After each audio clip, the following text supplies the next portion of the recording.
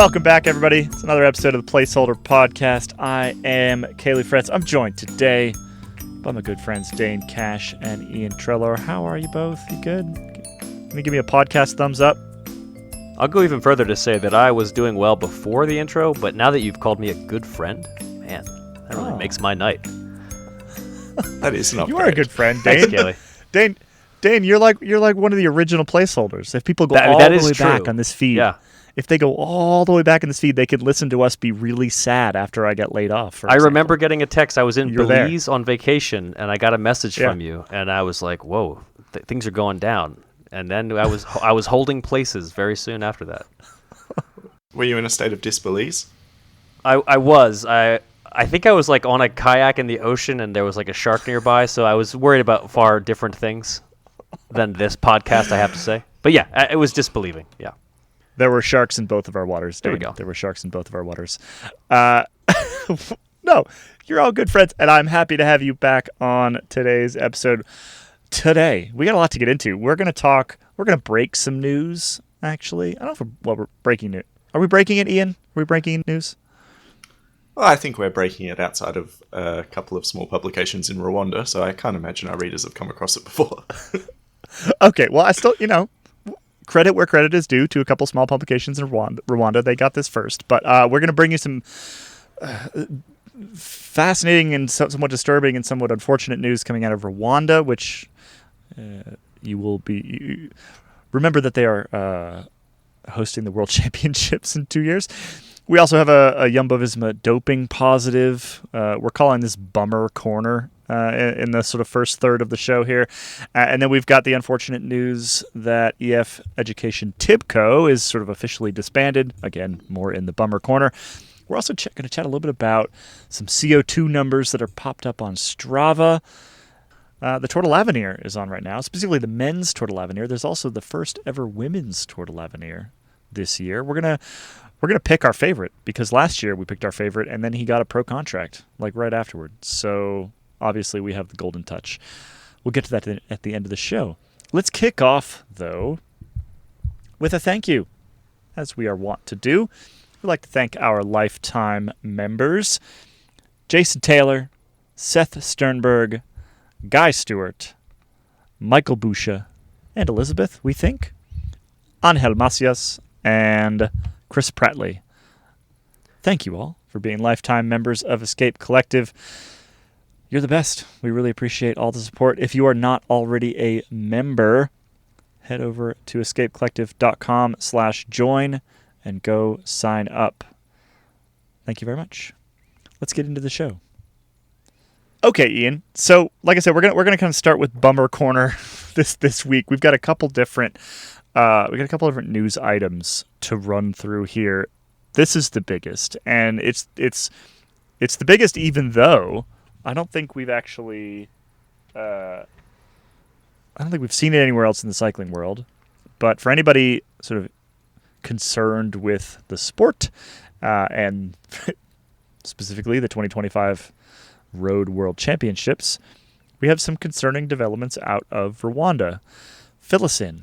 Yeah, so troubling times in Rwandan cycling at the moment. The news that broke yesterday is that, or overnight, so it's quite hot off the presses in Rwanda, is that the Rwandan Cycling Federation, FEWASI is what they're called, is under scrutiny from the Rwanda Investigation Bureau, specifically two key figures: the organization's Secretary General, who's a guy called Benoit Munyankindi, and the president of the federation, Abdallah Murenzi.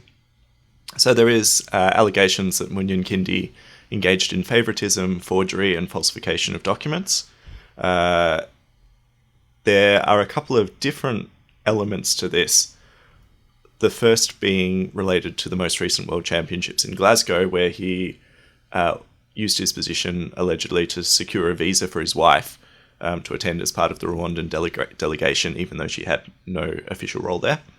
The allegations around Murenzi, the president, is that he knew about it but took no action, apparently, according to the Rwanda Investigation Bureau.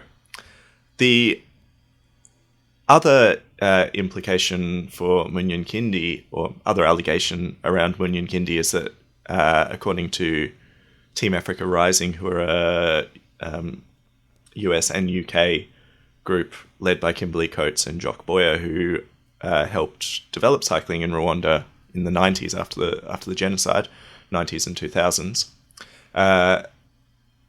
Apparently Munyinkindi had pulled similar tricks when he was involved with the country's first continental cycling team, Benediction Ignite, sending invoices which weren't official invoices and were for things that were never purchased, is the allegation.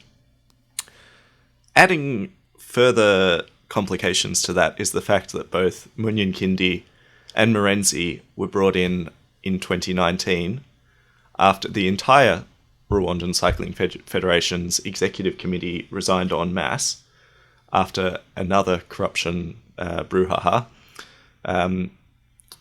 with allegations that the president at the time, Amiable Bayingana, used his connections and influence to organise shipments of personal items over from Italy and all sorts of dodgy dealings like that, and also pretty horrible allegations that they turned a blind eye to repeated sexual abuse of female riders. So these guys now were supposed to be the sort of fresh face of Rwandan cycling and help usher the country into the 2025 World Championship cycle, but that doesn't seem to have been going all that well. It's troubling in a sort of sports governance perspective, which is interesting to me, but it's also troubling because Rwandan cycling has been declining for a number of years. It used to be seen as one of the sort of leading shining lights of cycling on the African continent. As of the most recent continental rankings, there's no Rwandan rider in the top 25 on the African continental rankings on the UCI website. So Eritrea, South Africa, Ethiopia, other countries have outstripped it, and Rwanda's 5th or 6th best country in Africa for cycling at the moment. Which is a problem. But there's another bigger problem, which is that the organizer of the Tour of Rwanda, who's a French guy called Olivier Grandjean, in April left the Tour of Rwanda in quite fiery circumstances, published a pretty scathing letter, which we obtained a copy of, and said that the power syndrome and jealousy of one of his colleagues that was working on the race with him prevented him from being able to continue his work on the race. And the problem about him leaving the Tour of Rwanda is that he's also the guy in charge of the logistics and delivering the 2025 Road Worlds. So a couple of years out, the local organising committee doesn't have staff, expertise, route logistics, technical services, radio, photo finish equipment, motorcycle riders, public relations, representation and advice, because this guy took all of it with him. So I would say that Rwandan cycling is in a uniquely troubled position with its big showcase event coming up pretty soon. Iain, I want to clarify. Is he no longer involved not only with the Tour of Rwanda, but also with the World Championships as well? Has he pulled out of assisting in that as well? He's pulled out of both. Yeah, that's a big deal. So I think the next Tour of Rwanda will be interesting, but I assume that the Rwandan Cycling Federation, or what is currently operational of it, with the top two guys currently under investigation, are searching pretty hard for a new event provider to be able to allow that event to continue. But the tour, beyond the Tour of Rwanda, it's also the Road Worlds. It's a pretty big deal and not a good sign. Is there any danger of that Road Worlds not being able to happen? Or is that purely speculation at this point? No, I imagine that they'll find a way to make it happen. I think that it's too big an item, and the government is too invested in it to allow it not to happen. So I'm sure they're searching for solutions, but it doesn't bode well for it being a well-organized, well-oiled event at this point. I'm struck by the fact that the folks brought in to sort of fix the corruption are now getting swept up in some similar, very similar, actually, allegations. It seems like a step up from what Iain described as the last administration, at least. The words Iain used to describe the previous administration, to me, seem to be on another level of bad. So, I don't want to paint them with the same brush based on what we've just heard. These guys seem a little bit better than completely, what Iain said about the last guys. Yeah, I think that they are an improvement. It sounds like they're an improvement. The previous president, Aimable Bayangana, was quite closely aligned with Paul Kagame. He's a member of he's the current president. He's a member of the leading party. So I think that there were close ties between the government and the Cycling Federation, which probably don't exist now to the same extent. But I also think that there were attempts made to build Rwandan cycling to a point where it was this internationally credible force in the space, and hosting the World Championships, which was one of Bayangana's last kind of big initiatives, was a big part of that. So, yeah, I don't really know whether Morenzi and Muyankindi are trying to be as overtly corrupt, or whether it's just something they found themselves stumbling into. I don't know. Or no, really, Judge. I stumbled into this corruption. Yeah, although I don't know. Please be lenient. I was just walking along. Just riding along. And they're just, corruption just jumped out in front of me. I couldn't do a thing. I couldn't do anything about Alleged corruption. Alleged corruption. Yes, sorry. And an interesting side note of that is that whilst Munyankindi was organising his wife to attend Glasgow Road Worlds, I've heard that riders on the junior national team only had their flights organised to arrive in the UK, to arrive the day before, missed their connecting flight, didn't get any assistance from the Rwandan Cycling Federation to make their way up to Glasgow, and then the Rwandan embassy, kind of out of pity, paid for a 7-hour taxi ride for them up to Glasgow, where they arrived just before their race. So this year, all of the Rwandan riders at the 2023 World Championships failed to finish, and with that kind of preparation and support, maybe that shows why. Well, my next question was going to be, you mentioned the fact that sort of the nation as an athletic entity within cycling has been slipping behind some other nations and in the region. And my question was going to be why, but I think you kind of just answered that a little bit with it sounds like, these things require pushing from the bottom, right? But they also require support from the top. That tends to be the way that development needs to happen. And it sounds like the top has been pretty, allegedly corrupt, which is not a good place to be, and not a good, if you're trying to get juniors to World Championships and you can't get them more than a day in advance, maybe that answers my question without having to say too much more on it. I don't know. I think that there's also... Is there anything else going on? There's a little bit of an us and them kind of divide, where I think that Rwandan cycling wants to stand on its own 2 feet, which means that they're kind of pushing away Western actors in the space, and trying to discredit people like Team Africa Rising, who were really heavily involved in developing Rwandan cycling in the first place. But the side effect of that is, if the Rwandan cycling institutions aren't capable of developing the riders to get to a point where they can be competitive, like the last Rwandan rider on a world tour team was Adrian Niyonshuti, and that was way back in 2018. So there hasn't been anything since then. One rider, I think, that has made it to pro continental level, and that fell apart. So the continental level riders aren't working at a level which allows them to get through to the next stage.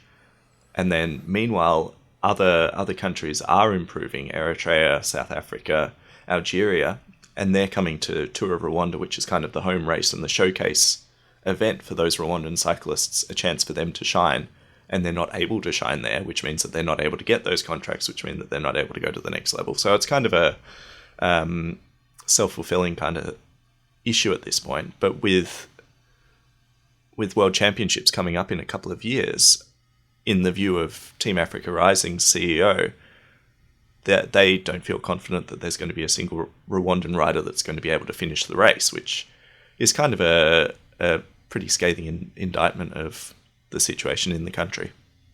Well, that's all troubling, and we'll keep an eye on it, obviously. I believe you said, Iain, that you're wrapping up a story on this, well, sort of as we are recording this podcast, just ahead of this podcast. So by the time you get this, there should be a whole story on escapecollective.com that dives into it in much more detail.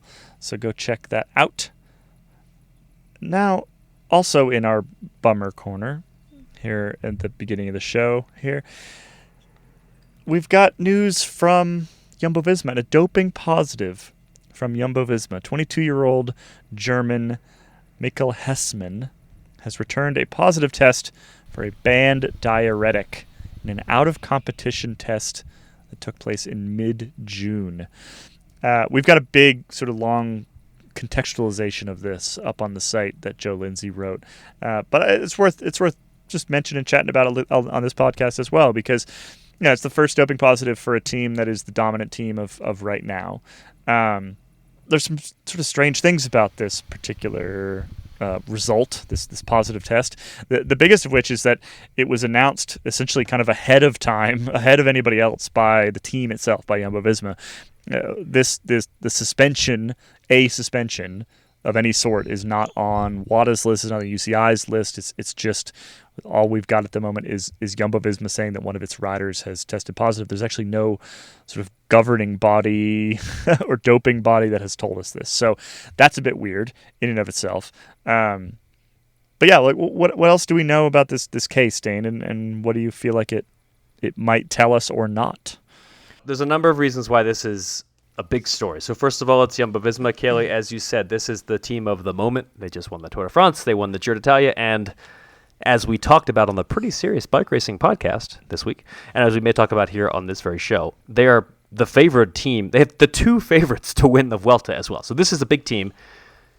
And this is not just any big team. It's a team that has not had a positive test in quite some time. Ever since they've been known as Jumbo-Visma, and even before that, the team has been cleaner, certainly, at least from an outward perspective.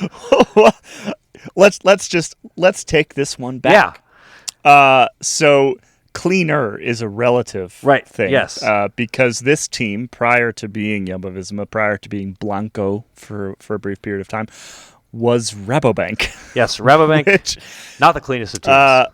Not the cleanest of teams. Many positive doping tests. Many, Michael Rasmussen, who wanders around the Tour de France press room these days with his yellow bike still. He has admitted to doping while on that team. I believe it was Rasmussen who said that. Was it Rasmussen who said that the team had butter on their heads? Do you guys remember this line? I don't, but I immediately want to know everything about it. I believe it was he was quoting Geert Leinders. So he was quoting Geert Leinders. The phrase was meant to mean that the team's doping positives would run right off them. It was a glorious analogy.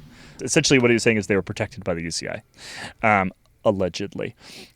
Also worth noting, just since we're noting things, Geert Leinders worked for Team Sky for a little while. Also worth noting, he's been banned for life. So has been banned for life. Did not get banned for life in anything related to his work with Team Sky, but was a doctor with Team Sky for a number of years in the sort of early times of the Sky dominance.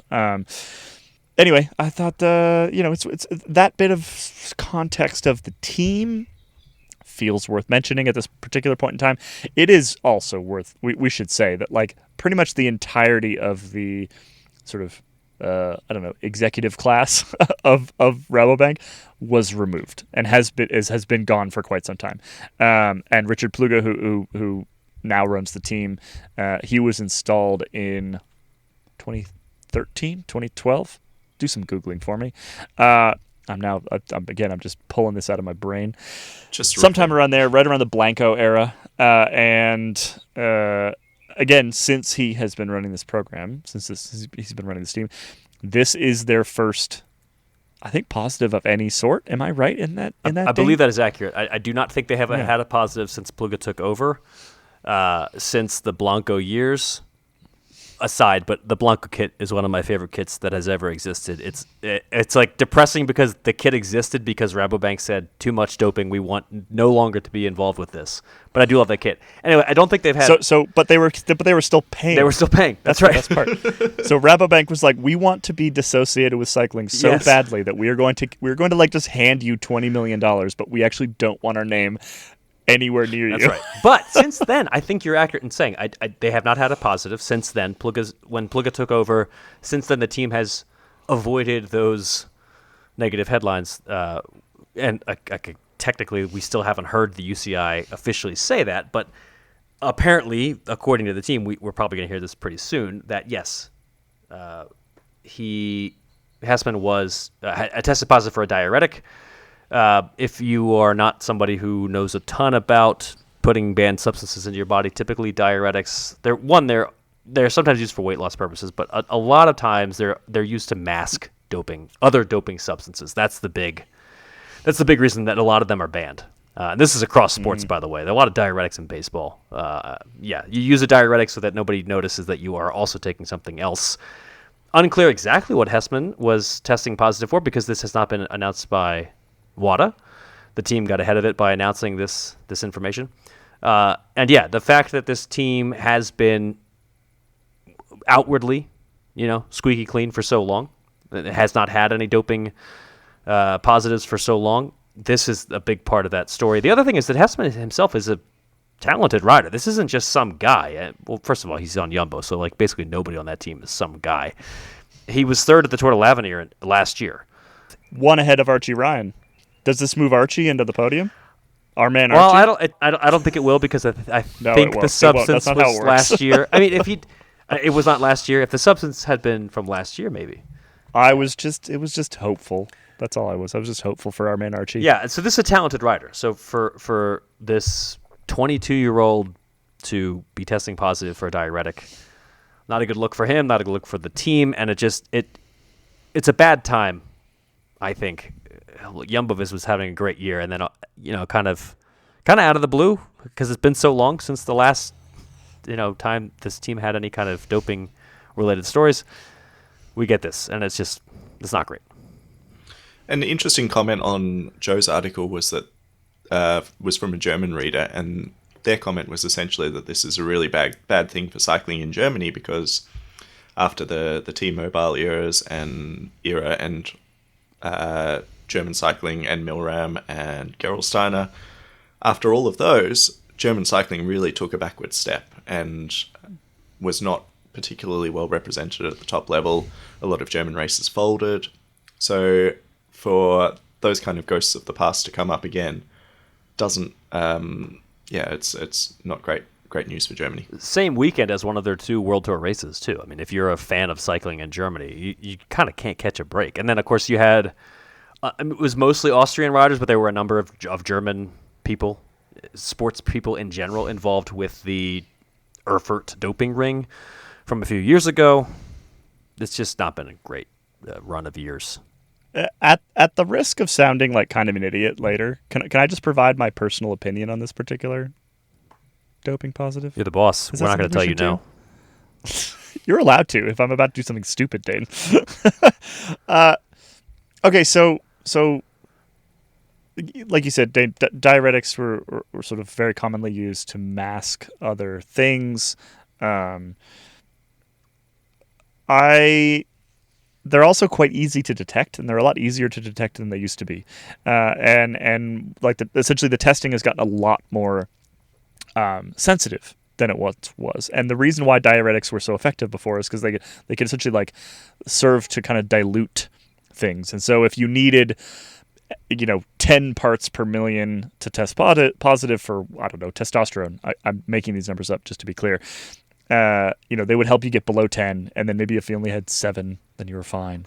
And now the testing is such that they can spot 1 and be confident in that, right? 1 part per million. Again, made up numbers, just for illustrative purposes.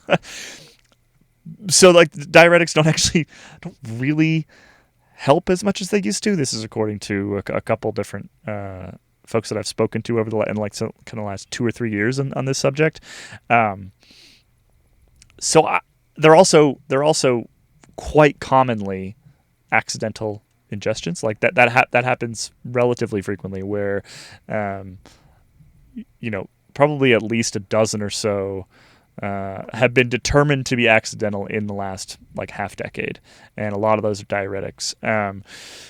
So my gut says that's what this is, and it sucks. Tunertz this week also got sort of the final, like his final suspension, basically. For anybody who recalls, this was a similar case where they found a very small amount of something, and he maintains to this day that it was ingested accidentally.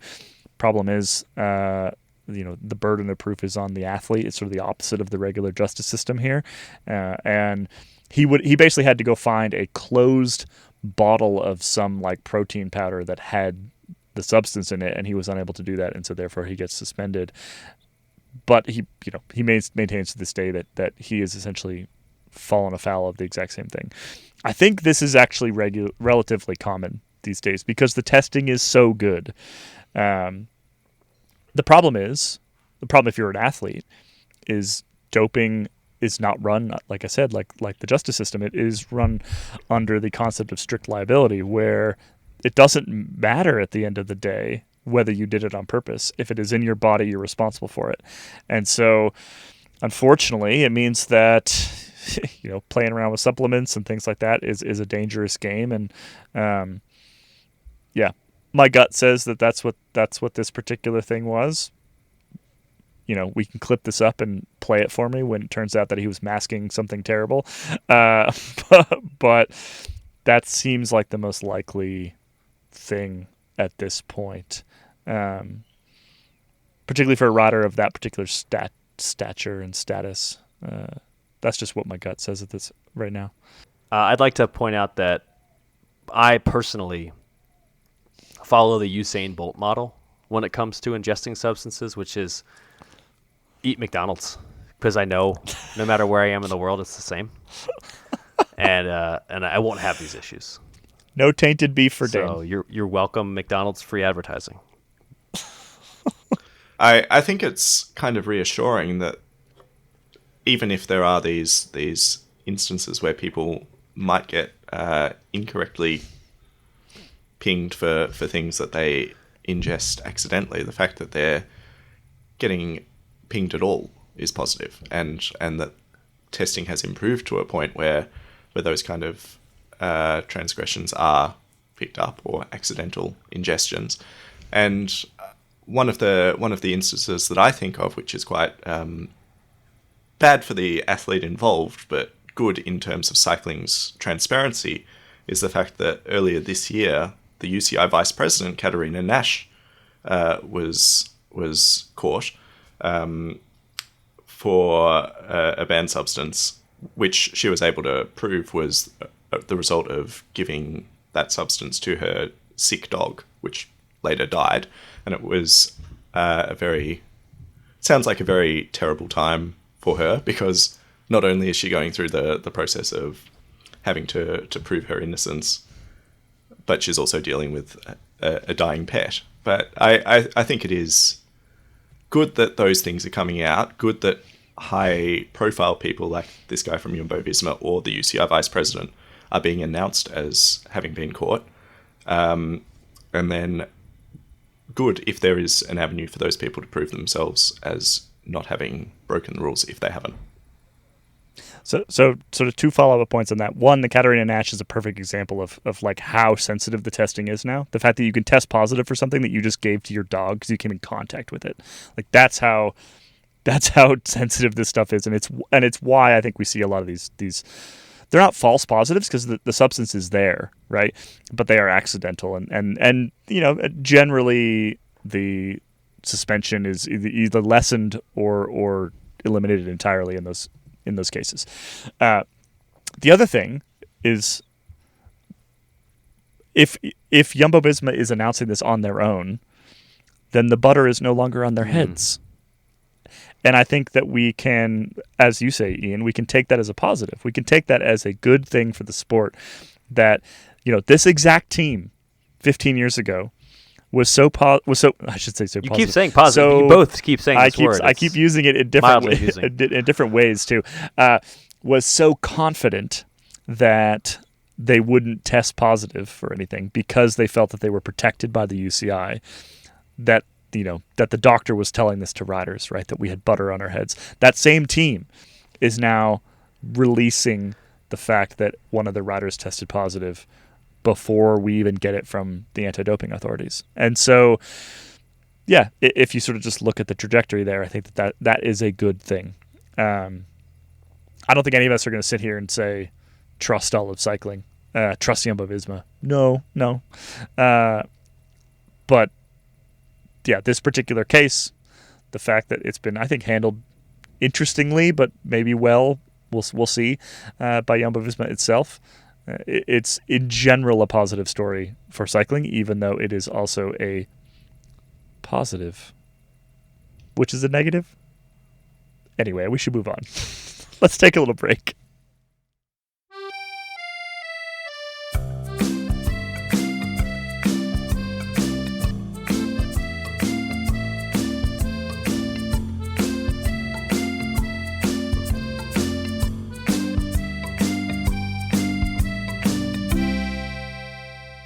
Leave a bummer corner behind, with the exception of the unfortunate news that EF Education Tibco has officially folded. This is Linda Jackson's team.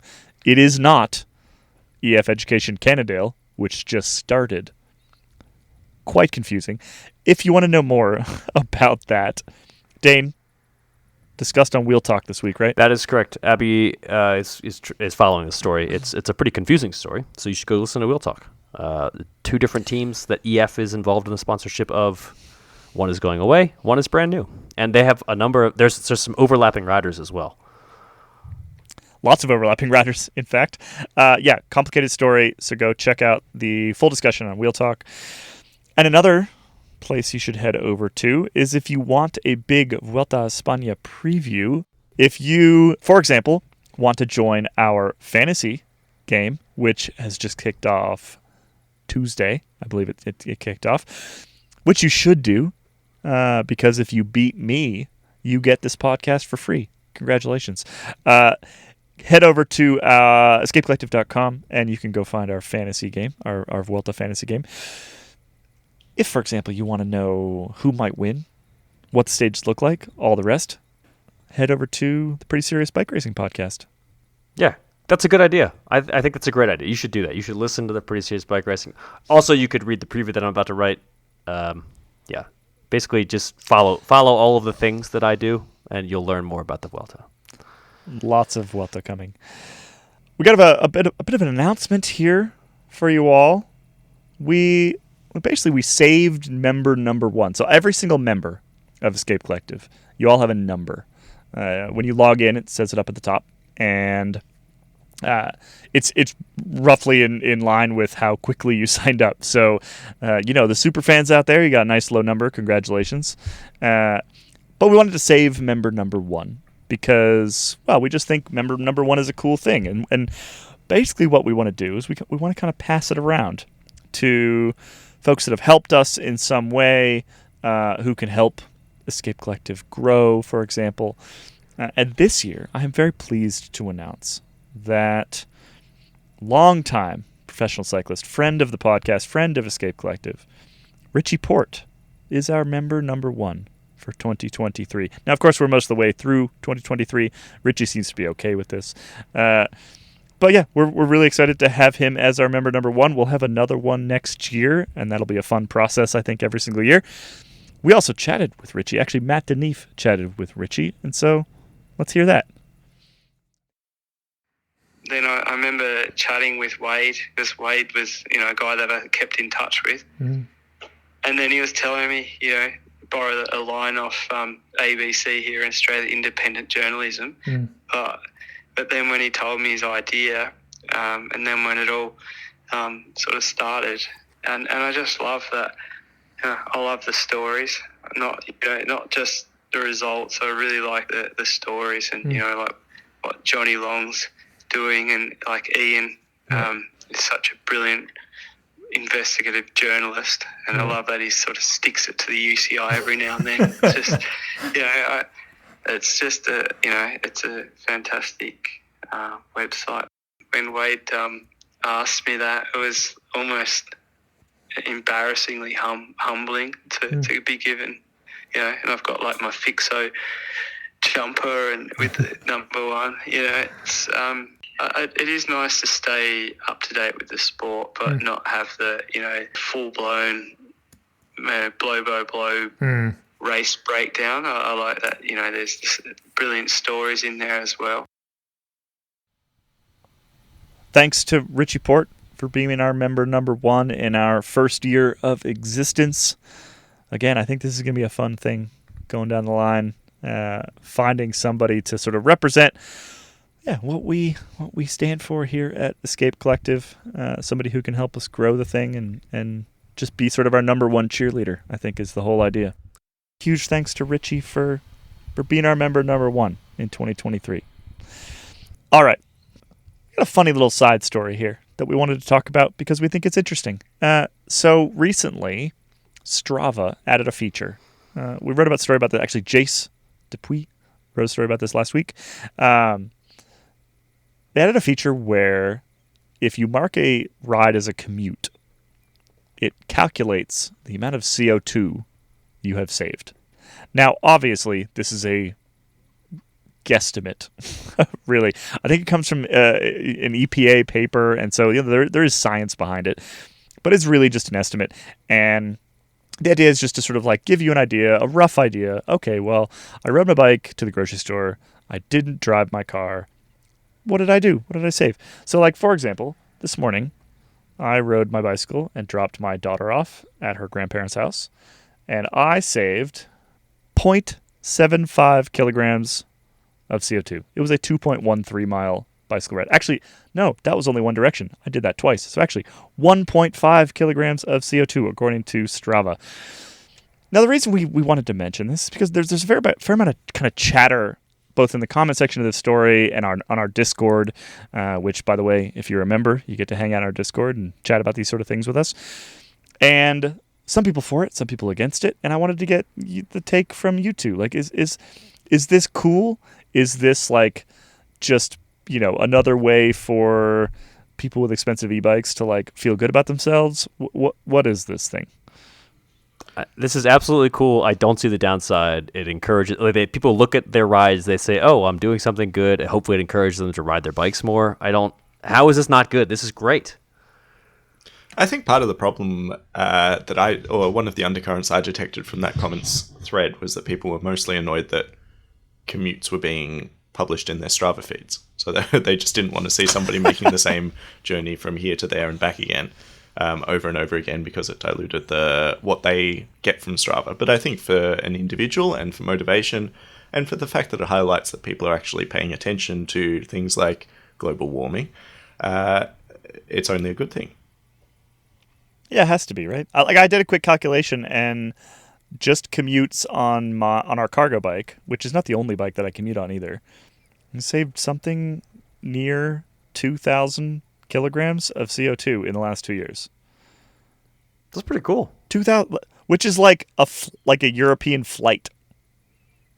That's awesome. Which also shows you how terrible a transatlantic flight is from the United States. But it took me 2 years to undo my trip to the Tour de France with the bucket bike. Is basically what I'm saying.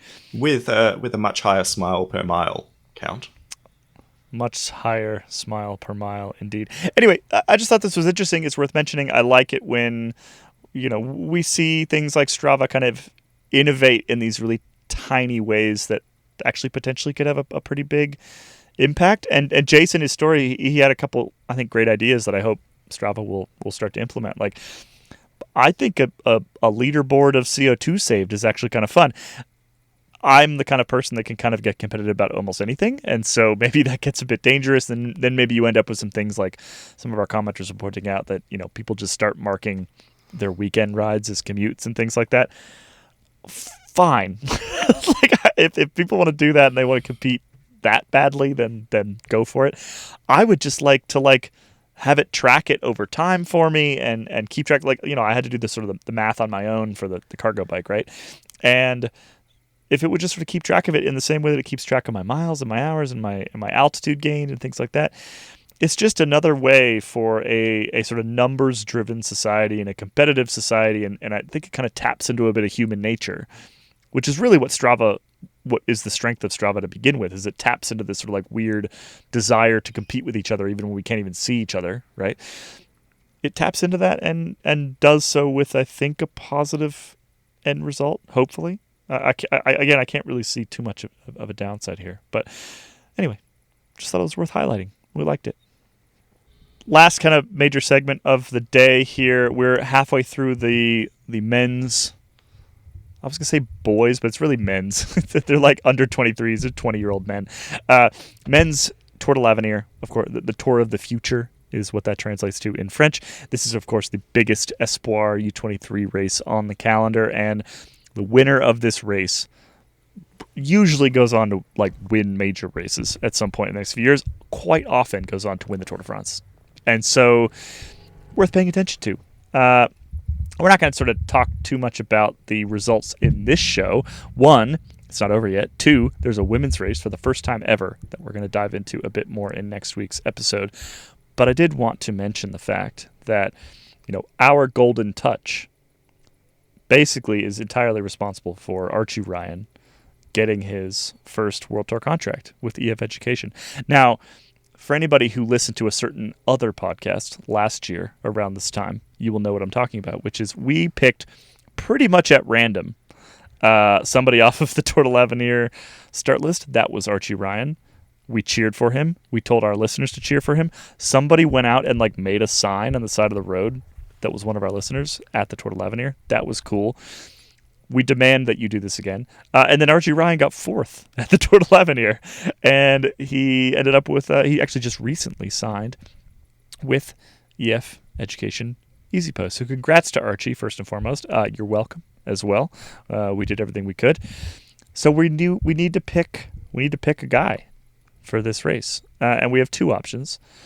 I sorted the start list by age.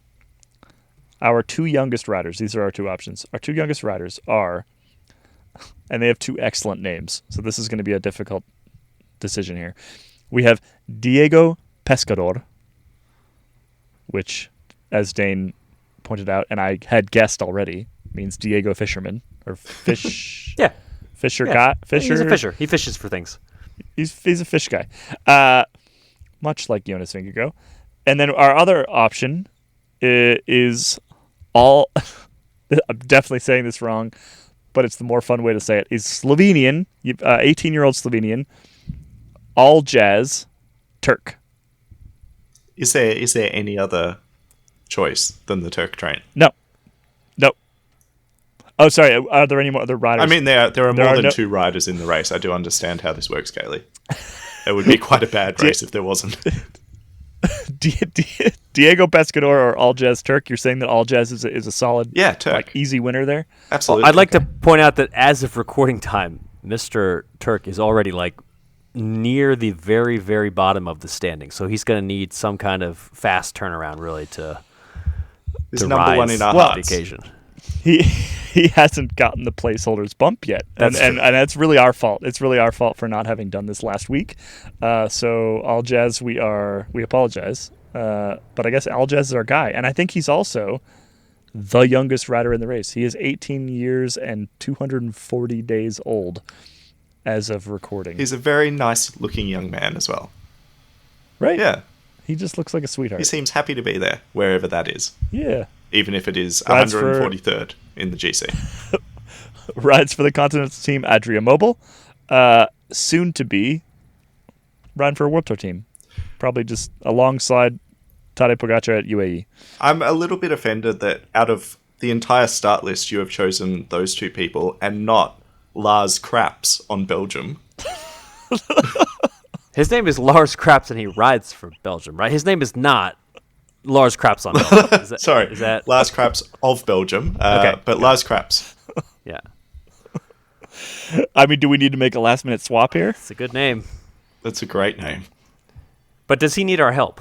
I think he's probably been bullied for most of his life. Yeah, but he with a name finished in like the top that. 10 at the Tour Alsace this year. He was like, does he need a... This same with Diego Pescador. He just won a race in Colombia. Whereas I think Mr. Turk actually might need the bump, so he might need our He needs assistance. the bump. And he's full of jazz. All jazz. He's all All jazz. jazz all the time. All right. All jazz Turk. If any of our listeners are out there and you're going to see the Tour de l'Avenir for whatever reason, you better have a sign, and we want to see it on television, please. All right. Well, congratulations to... It could be like all yes. It might be How do we Aljaz. do that? We don't have our chief Slovenian correspondent on this episode to ask, but I will text Kate, and I will find out for next episode how we say this. Aljaz. I think Aljaz? Yeah, because it's like the Primož. same thing as Primož. Yeah. Okay. So his actual name is Aljaz Turk, and we're rooting for you, Aljaz. Your name in English looks like all jazz, and we like that. And so congratulations on getting the placeholder bump. We expect to see you. What place is he in as of today, Ian? Pretty sure it's 143. He is 143rd place. If we don't see at least 130s by the end of this race, I'm going to be deeply disappointed. He's not last. There are 152 riders in the race, so he's doing good. He's got room to move in both directions.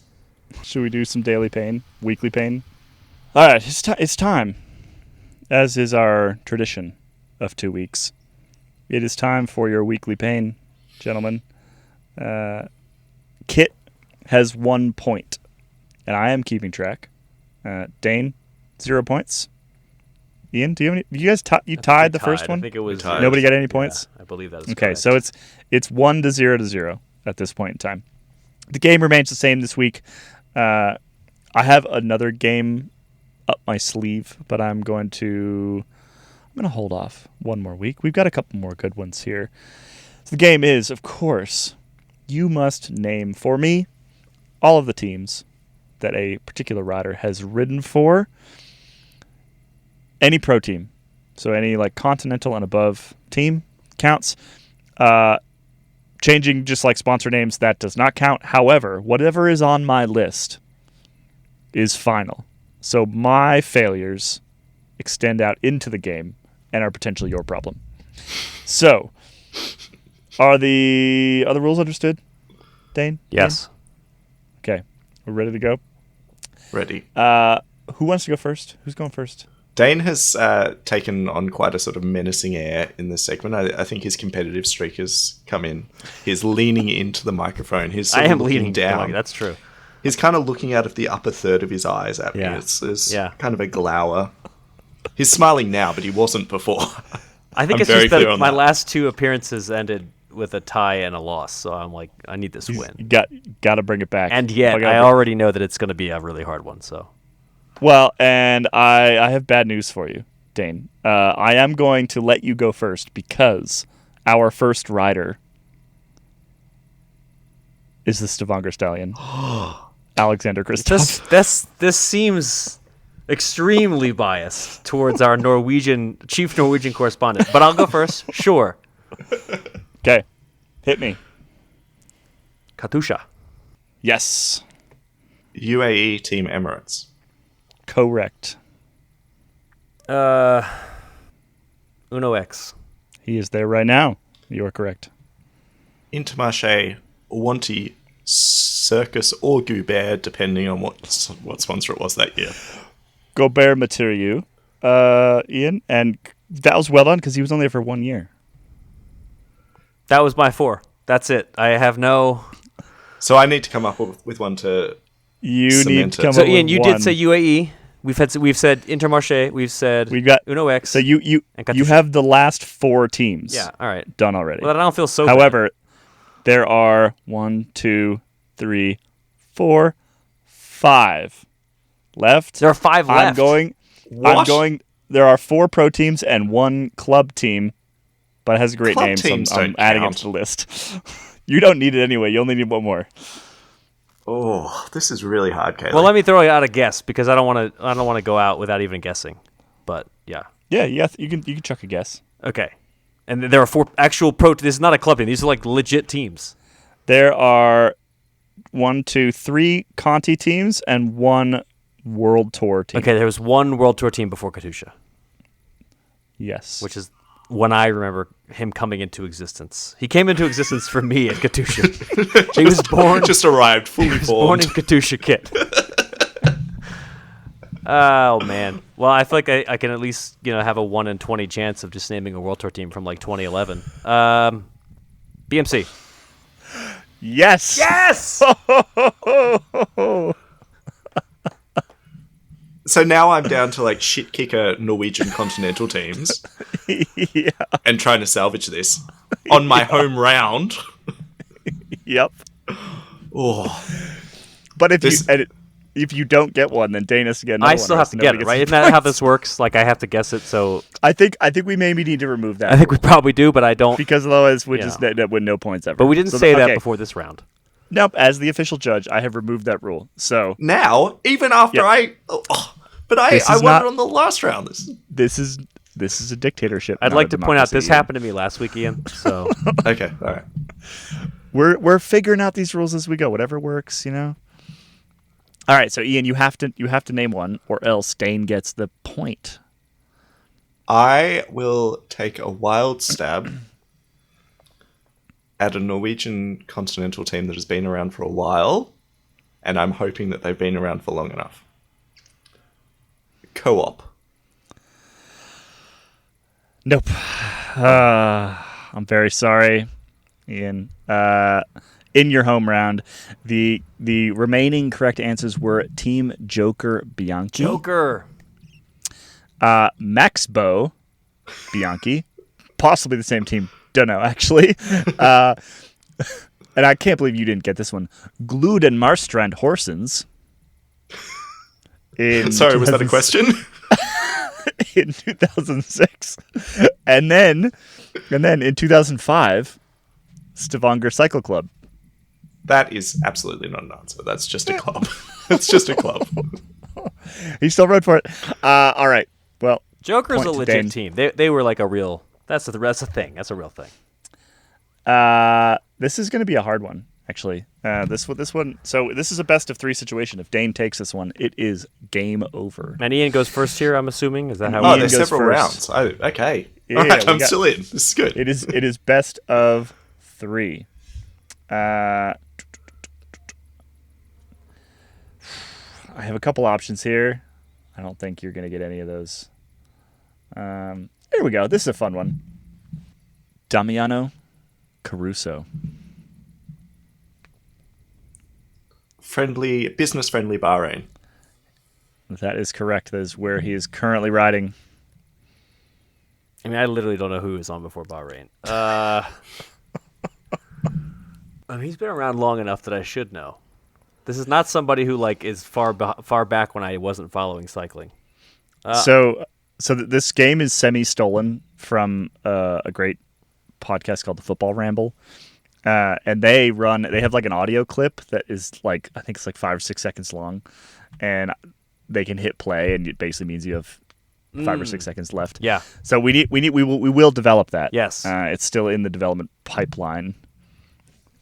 So for now, I just start singing. Okay, don't know. I vaguely remember Damiano Caruso wearing red. So I'm going to say Katusha again. Wah, wah. Tell me at least he rode for a team that is reddish.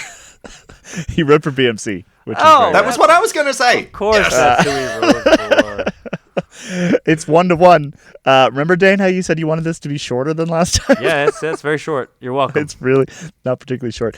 Bahrain Victorious, BMC, Cannondale, Leaky Gas Cannondale, which is the same thing. Oh, of course. DeRosa, Stack Plastic, and LPR Brakes, Farnese Vini. Some of the like really early ones and all these guys are kind of my favorite. Like you just get these really random Conti teams that I've never heard of. All right. For all the marbles, for 100% of the marbles, Rigoberto Urán. Dane, you start. I want to be tactical. Iain taught me to be tactical in the first game. Which you just take the easy ones first, right? Is that what you Right. do? I think that's the approach. You hold back the ones that maybe. So yeah, sure. Let's say EF. Correct. Sky. Correct. Well, I was vaguely hoping that Iain wouldn't remember all those years ago that he rode for Quickstep. Correct. Oh, no. 2 World Tour teams and 1 Pro Conti team left.